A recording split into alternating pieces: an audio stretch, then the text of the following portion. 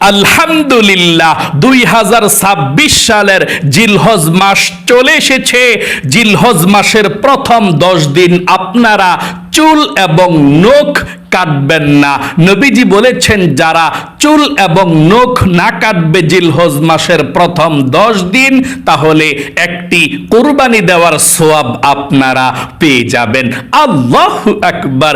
ও ভাই বোনেরা, 2026 সালের জিলহজ মাস তো চলে আসলো, এখনো পর্যন্ত আপনি জানলেন না জিলহজ মাসের রোজা কতটা রাখবেন, এবং এই জিলহজ মাসে আরাফার রোজা আপনারা কত তারিখে রাখবেন এবং কি বারে রাখবেন এবং নিয়ত কিভাবে করবেন। 2026 সাল অনুযায়ী একদম সহজেই আপনাদেরকে জিলহজ মাসের প্রথম 10 দিনের 10টি আমল বলে দেব, এবং রোজা কত তারিখে রাখবেন, আরাফার রোজা কত তারিখে কি বারে রাখবেন, নিয়ত কিভাবে করবেন, একদম সহজে নিয়মটা আপনাদেরকে বলে দেব ইনশাআল্লাহ।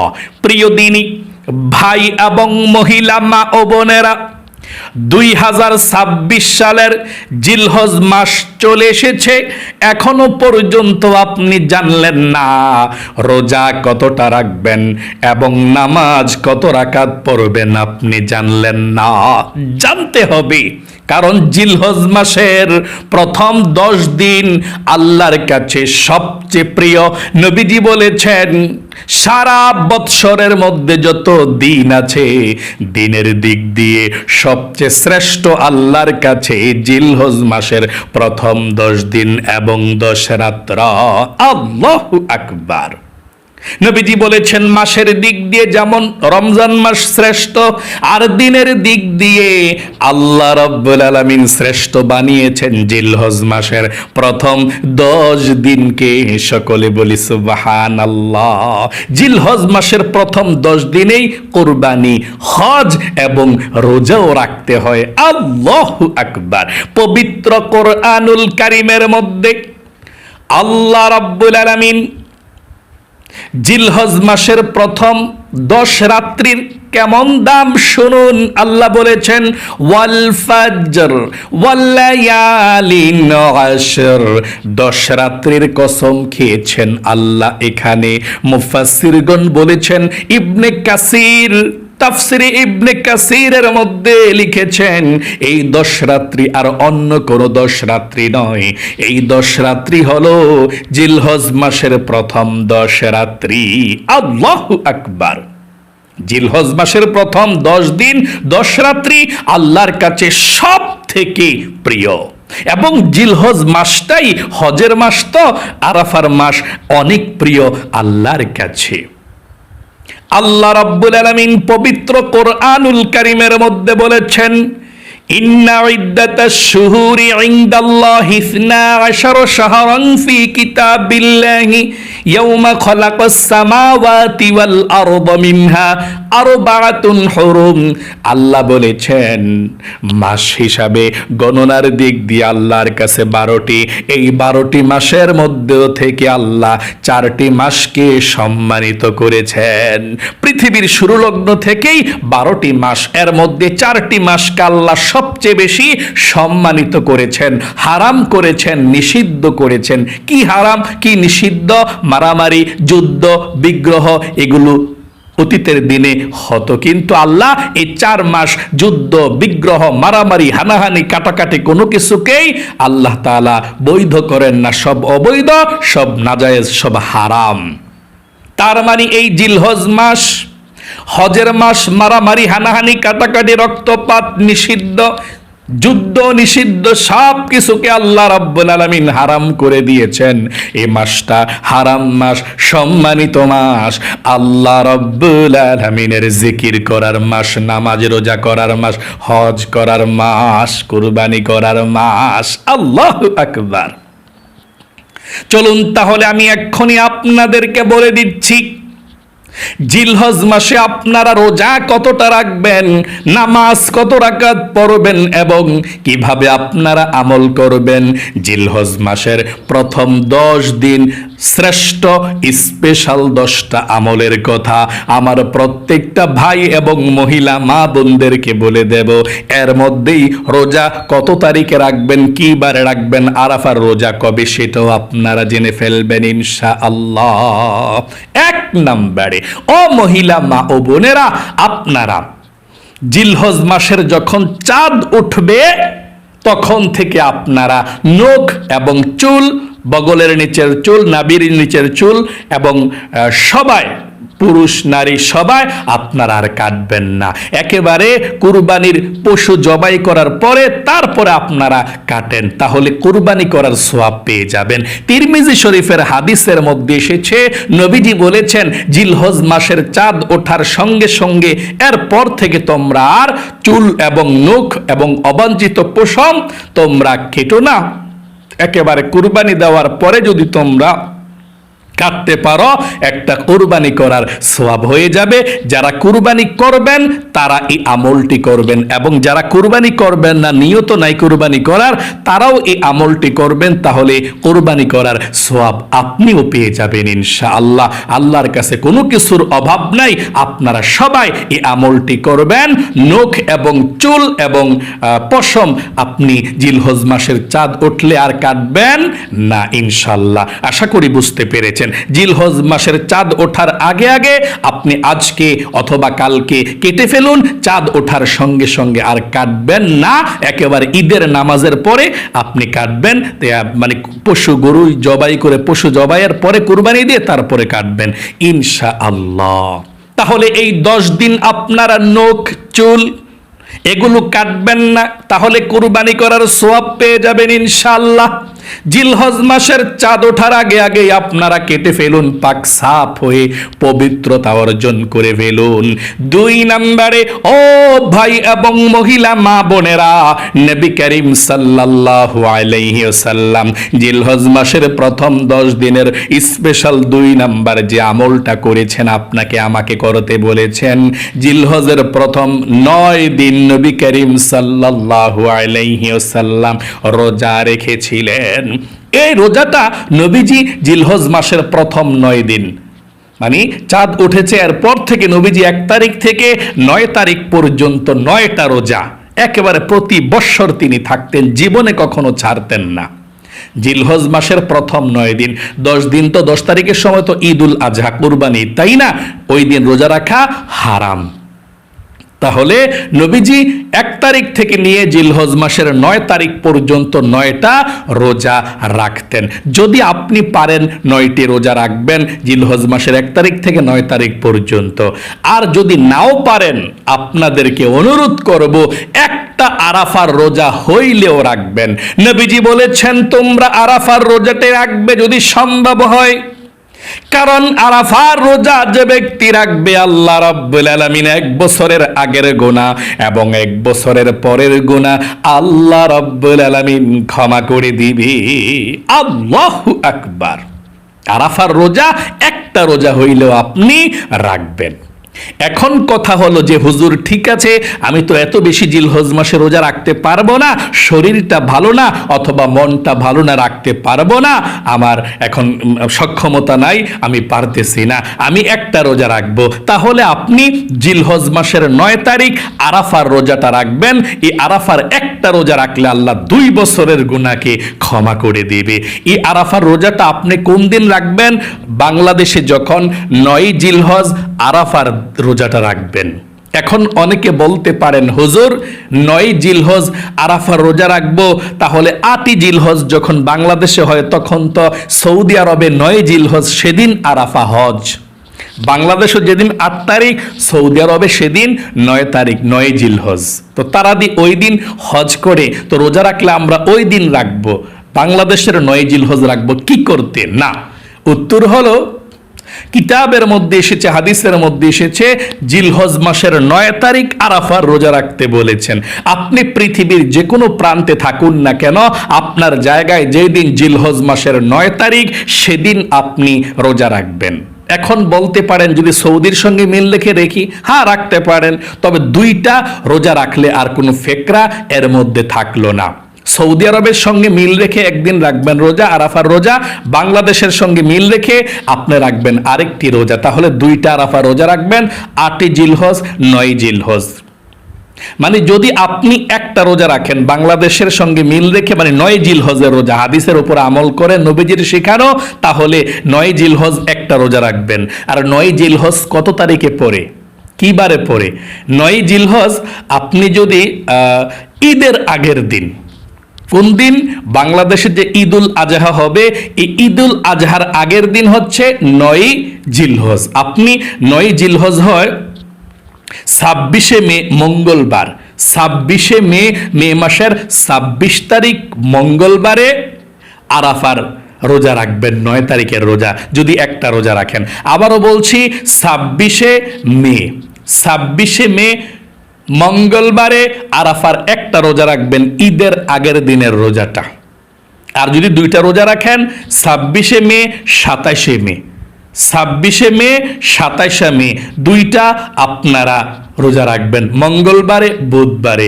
এই 2টা রোজা রাখলে আলহামদুলিল্লাহ আপনি ডাবল সওয়াব পেয়ে যাবেন।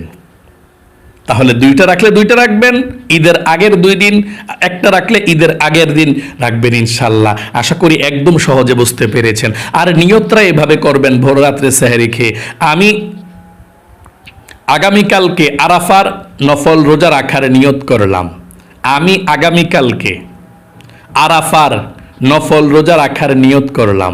আবারও বলছি, আমি আগামীকালকে আরাফার নফল রোজা রাখার নিয়ত করলাম। আশা করি বুঝতে পেরেছেন।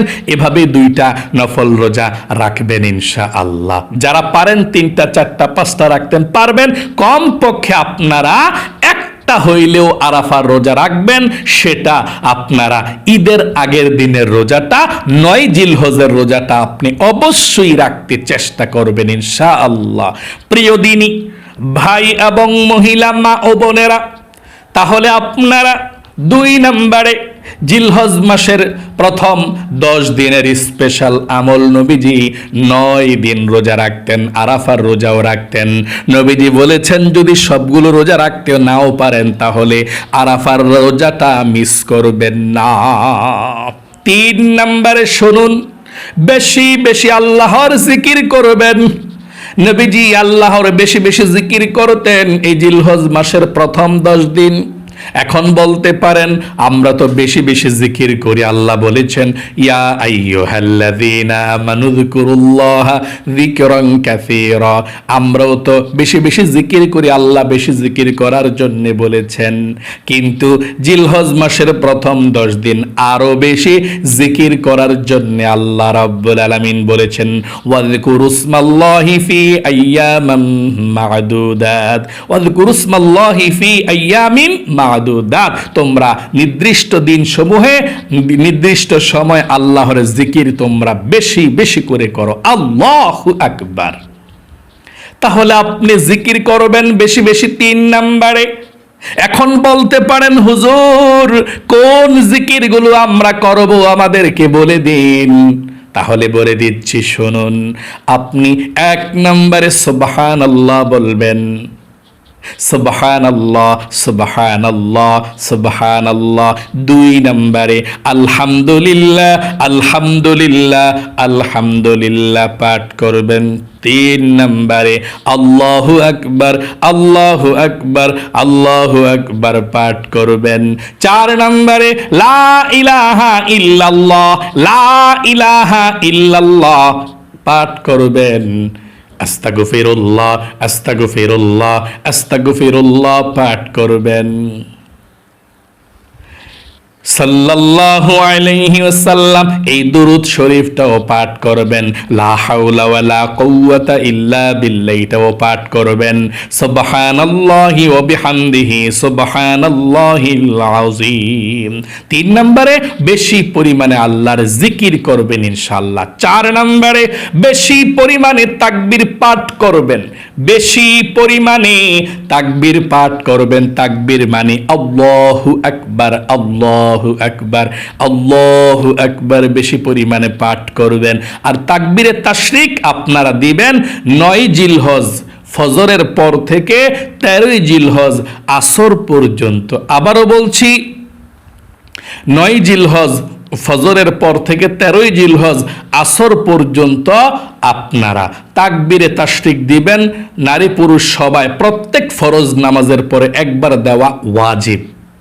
আবারও বলছি, 9 জিলহজ ফজরের পর থেকে 13ই জিলহজ আসর নামাজ পর্যন্ত প্রত্যেকটা বালেগ বালেগা নারী পুরুষ যারা আছেন আপনারা তাকবীরে তাশরিক একবার হলেও ফরজ নামাজের সালামটা ফিরালে একবার হলেও বলবেন। যদি আপনারা 2 বার 3 বার বলেন সমস্যা নাই, আপনারা নারী পুরুষ সবাই একবার হলেও এই তাকবীরে তাশরিক দেওয়া ওয়াজিব, আপনাকে দিতেই হবে, না দিলে গুনাহগার হয়ে যাবেন। তাহলে ফরজ নামাজের সালামটা ফিরিয়ে কিভাবে তাকবীরে তাশরিক দিবেন শুনুন। আল্লাহু আকবার, আল্লাহু আকবার, লা ইলাহা ইল্লাল্লাহু, আল্লাহু আকবার, আল্লাহু আকবার, ওয়ালিল্লাহিল হামদ। এভাবে তাকবীরে তাশরিক দিবেন। আশা করি বুঝতে পেরেছেন। এবং এভাবেও আল্লাহু আকবার, আল্লাহু আকবার বেশি বেশি পাঠ করবেন। 5 নম্বরে যথাসম্ভব সাদাকা করা। যদি জিলহজ মাসের প্রথম 10 দিন আপনি মানুষকে আপনার সাধ্য অনুযায়ী আপনি দান সাদাকা করবেন, কারণ দান সাদাকা করলে আল্লাহ রাব্বুল আলামিন আপনাদের উপর থেকে রাগান্বিত ভাবটা চলে যাবে, আল্লাহর গোসা কমে যাবে, আল্লাহ আপনার প্রতি খুশি হয়ে যাবে।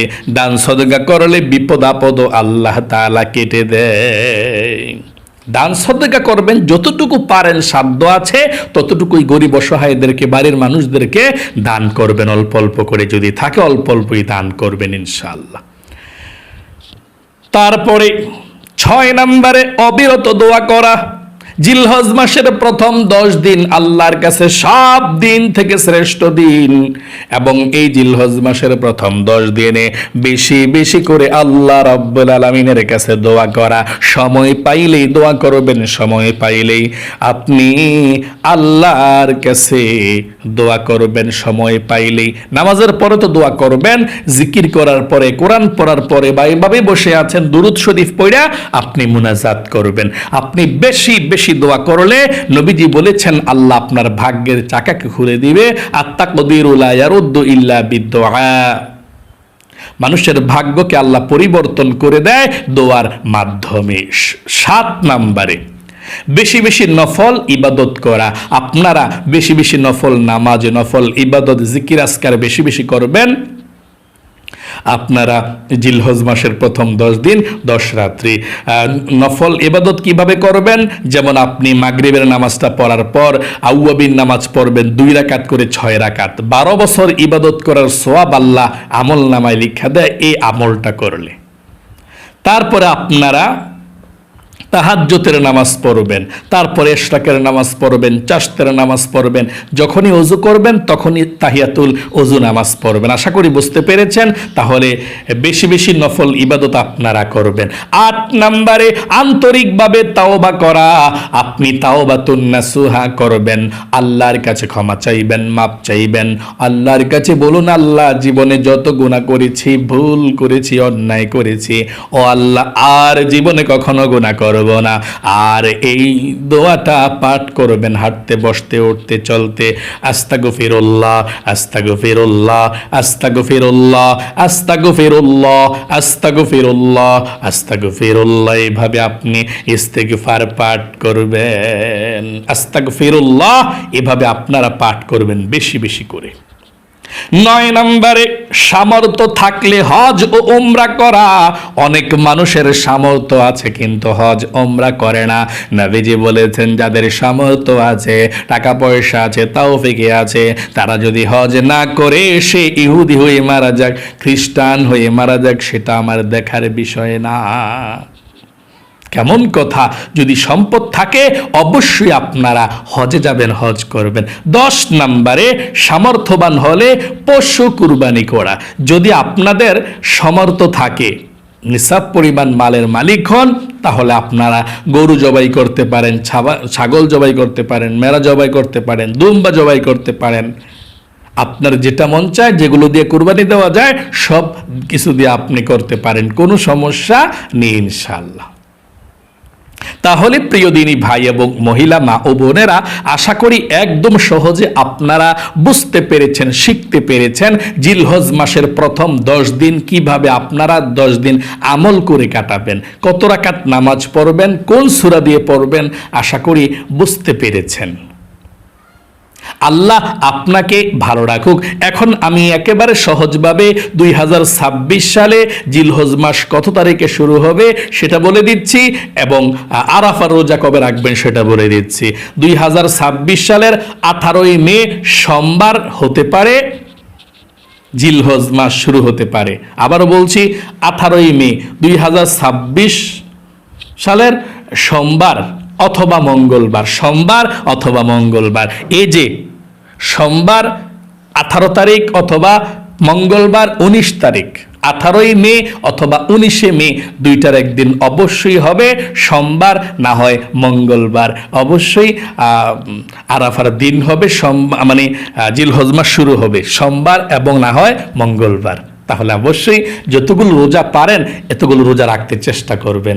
রোজা রাখলে আল্লাহ খুশি হয়ে যায়। আল্লাহ আপনাকে ভালো রাখুক, সুস্থ রাখুক, আপনার জীবনকে সুন্দর করুক, বিপদ আপদ দূর করুক। জীবনে একবার হইলেও আপনাকে আল্লাহ মক্কা মদিনায় যাওয়ার তৌফিক দান করুক। সকলে কমেন্ট বক্সের মধ্যে লিখবেন আমিন এবং ভিডিওতে একটি লাইক দিবেন। যারা কমেন্ট বক্সের মধ্যে আমিন লিখেছেন, ভিডিওতে একটি লাইক দিয়েছেন, ও আল্লাহ তাদেরকে তুমি ভালো রাখো, সুস্থ রাখো, জীবনে একবার হইলেও মক্কা মদিনায় যাওয়ার তৌফিক দান করে দিও, আমিন। আজ এ পর্যন্তই, আবারও অন্য কোনো ভিডিওতে দেখা হবে ইনশাআল্লাহ।